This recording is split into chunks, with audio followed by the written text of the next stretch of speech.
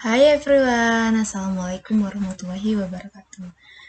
Ketemu lagi nih dengan saya Intan Julieta Eka Putri dengan NIM C0C020016.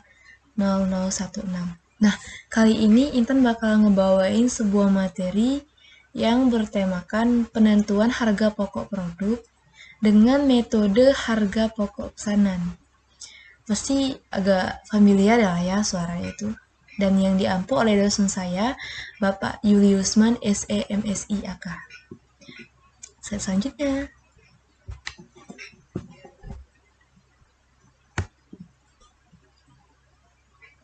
Nah, pasti kita kenalan dulu dong dengan apa sih harga pokok pesanan itu. Harga pokok pesanan adalah cara perhitungan harga pokok produksi untuk produk yang dibuat berdasarkan pesanan. Nah, untuk mempermudah perhitungan biaya produksinya, jadi tiap-tiap pesanan itu masing-masing produknya itu dikerjakan dengan diberi nomor identitas.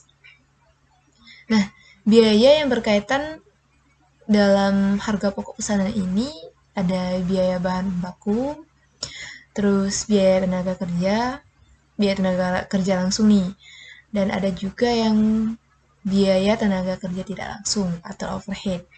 Nah, sebenarnya apa sih tujuan dari metode harga pokok pesanan ini atau bisa disebut job order cost? Nah, jadi tujuannya itu untuk menentukan harga pokok produk dari setiap pesanan secara keseluruhan, dari tiap-tiap pesanan maupun untuk satuan pesanan.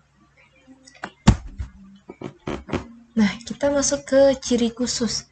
Apa sih ciri khusus dari metode ini? Itu. Yang pertama ada tujuan.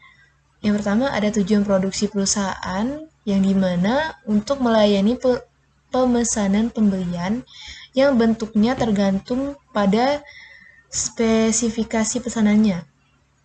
Nah, sehingga sifat produksinya terputus dan setiap pesanannya dapat dipisahkan identitas secara jelas.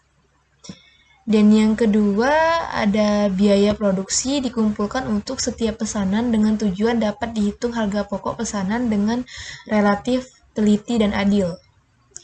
Serta dihubungkan dengan sistem akuntansi biaya yang digunakan untuk membebankan harga pokok kepada produk atau kepada sebuah produk gitu ya.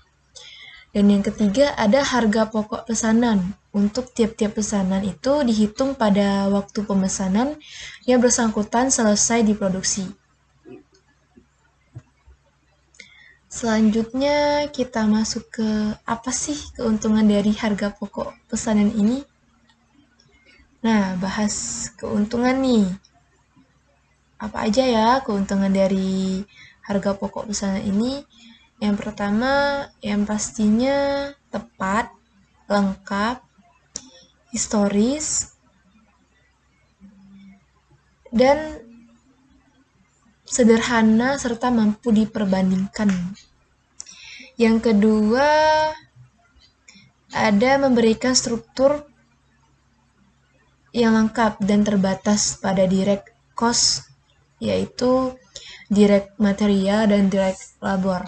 Dan yang ketiga, ada kemampuan untuk mengendalikan operasi berjalannya dengan mendeteksi serta menganalisa penyimpanan atas kecenderungan historis dalam pola biayanya. Nah, ada lagi nih tambahan. Yang keempat itu ada semacam penambahan kemampuan untuk merencanakan dan melaksanakan kegiatan-kegiatan di masa yang akan mendatang dalam organisasi. Serta kemampuan bukan kemampuan sih, tadi udah disebutin ya kemampuan. Nah, ada lagi nih satu lagi, meningkatkan kemampuan untuk mengatur serta mengevaluasi presentasi historis dari bagian-bagian. Bukan yang seperti yang pertama tadi, bukan. Ini beda lagi kok. Selanjutnya kita masuk ke pencatatan akuntansi. Apa aja nih pencatatan akuntansi apa aja sih pencatatan di dalam akuntansi itu dalam metode ini ya. Nah, yang pertama itu ada akuntansi biaya bahan baku, yang dimana pencatatannya memakai bahan baku yang didasarkan pada bukti permintaan bahan atau material regulus. Dan yang kedua ada akuntansi biaya tenaga kerja, yang dimana pembebanan upah langsung ke barang dalam proses yang harus dicatat di kartu harga pokok pesanan sesuai dengan pemakaian tenaga kerjanya. Dan yang ketiga ada akuntansi biaya overhead pabrik, serta pencatatan barang jadi, pencatatan persediaan barang dalam proses, pencatatan penyerahan barang kepada pemesanan, yang terakhir ada pencatatan harga pokok penjualan. Nah, selanjutnya kita akan masuk ke apa sih masalah khususnya dalam metode ini. Pasti setiap metode itu mempunyai kendala atau masalah gitu kan. Nah, masalah yang ditimbulkan dalam biaya produksi pada metode harga pokok pesanan ini, yang pertama ada biaya bahan baku, di mana masalah itu terdiri dari beberapa unsur, yaitu harga beli menurut fakturnya, yang kedua ada ongkos angkutnya, dan yang terakhir ada biaya-biaya lain sampai dengan biaya bahan baku, itu setiap untuk dipakai ya.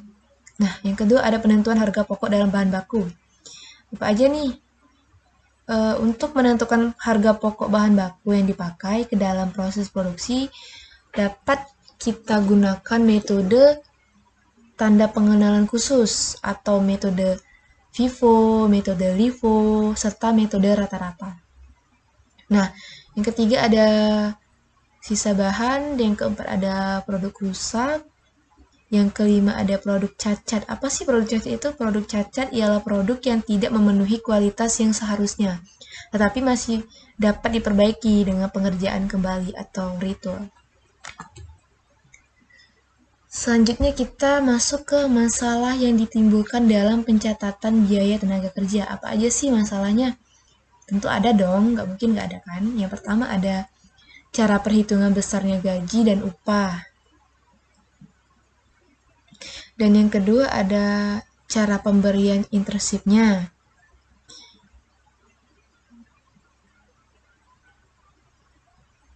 Dan yang ketiga ada perhitungan jumlah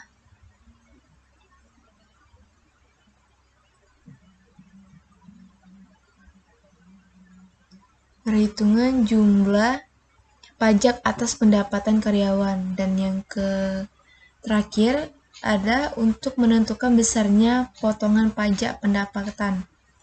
Maka jumlah pajak 1 tahun ini dibagi 12 gitu. Dibagi 12 bulan.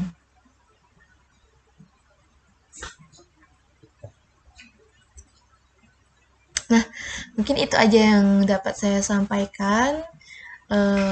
Boleh dong tukar-tukar ID, IG, Instagram, atau Facebook kan. Follow me. Thank you. Itu saja yang dapat saya sampaikan. Jika ada kata yang salah, saya mohon maaf. Atau ada penjelasan yang kurang jelas, saya mohon maaf kepada teman-teman sekalian. Kepada Allah saya mohon ampun. Wassalamualaikum warahmatullahi wabarakatuh. Bye-bye.